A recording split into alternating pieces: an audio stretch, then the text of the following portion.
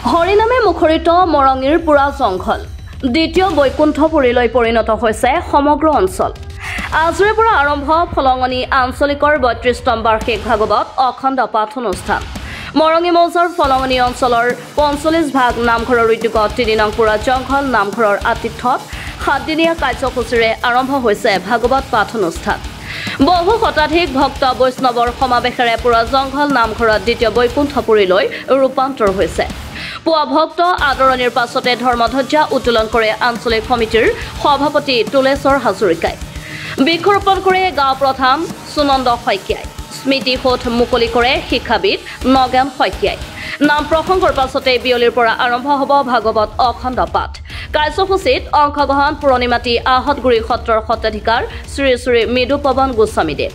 ৭ দিনীয়া কাৰ্যসূচীৰে অনুষ্ঠিত হ'বলগীয়া কাৰ্যসূচীত সমূহ ৰাইজৰ উপস্থিতি আৰু সহায় সহযোগিতা কামনা কৰিছে উদ্যোক্তা সমিতিয়ে। এই মহাভাগৱত শাস্ত্ৰভাগী ফলঙনি আঞ্চলিক শাখাৰ উদ্যোগত প্ৰতিবৰ্ষতে উদযাপন হৈ আহিছে। এইবাৰ আমি পুৰা জংঘলৰ ৰাইজে আমি এই অনুষ্ঠানভাগী উদযাপন কৰিবলৈ আমন্ত্ৰণ কৰি আনিছোঁ।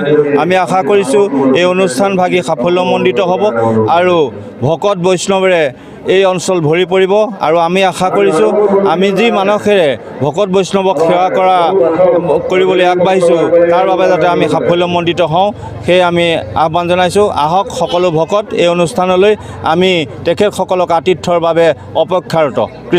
বৈকুণ্ঠৰ কল্পতৰু ভাগৱত শাস্ত্ৰ ইহাৰ উত্তম ফল হৰিনাম মাত্ৰ। হৰিনামে হৰিনামে হৰিনামে গতি, হৰিনামে ভকতৰ কেৱল ভকতি। সেই উদ্দেশ্যকে সাৰোগত কৰি বিগত ৩১টা বছৰ এই মহাবৈকুণ্ঠ কল্পতৰুৰ সদৃশ মহাভাগৱত আমি আঞ্চলিক ভিত্তিত ৪৫ ভাগ নামঘৰে একত্ৰিত হৈ আমি এই অনুষ্ঠানভাগ উদযাপন কৰি আহিছোঁ। আমাৰ লক্ষ্য আৰু উদ্দেশ্য হৈছে আমাৰ নতুন যুৱ প্ৰজন্ম তথা ভক্তসকলৰ মাজত শান্তি সম্প্ৰীতি বিৰাজ কৰাই এখন সুস্থ সবল সমাজ গঠন প্ৰক্ৰিয়াত যাতে আমি এই অনুষ্ঠানভাগে হাত ধৰি যাব পাৰোঁ, তাৰ এটা আমাৰ লক্ষ্য। আৰু আমি আশা কৰিছোঁ যে আমি এই লক্ষ্যত উপনীত হোৱাত ভগৱন্তই আমাক নিশ্চয় সহায় কৰিছে। আৰু আমি এইবাৰ পুৰা জংঘলৰ এই নামঘৰতে আজি বৈকুণ্ঠপুৰীলৈ পৰিণত হৈছে। আজি শ শ ভক্ত প্ৰাণ ৰাইজ ইয়াত উপস্থিত হৈছেহি। আজি আমাৰ আৰম্ভণি। আমি আশা কৰিম এই ৭ দিন ৭ ৰাতি এই অনুষ্ঠানভাগ ভগৱন্তৰ গুণানুকীৰ্তনে মুখৰিত হ'ব আৰু ই এভাগ আমাৰ মহাবৈকুণ্ঠলৈ ৰূপান্তৰিত হ'ব।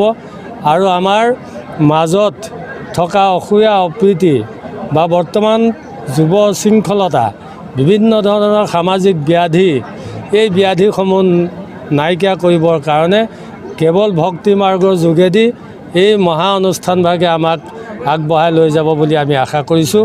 আৰু সকলোৰে ইয়াত আমি উপস্থিতি তথা সহায় সহযোগিতা কামনা কৰিছোঁ। নুমলীগড়ৰ পৰা Narayan Saikia report, any live.